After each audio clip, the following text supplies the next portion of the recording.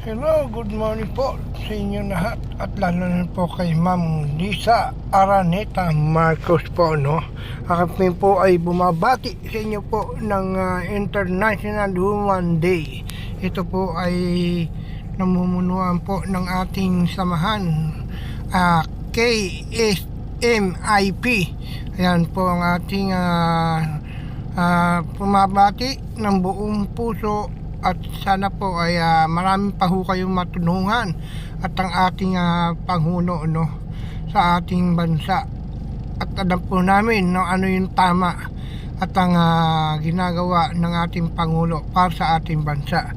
At sa muli uli, bumabati po si Papa Mel TV at sa buong team ng KSMIP.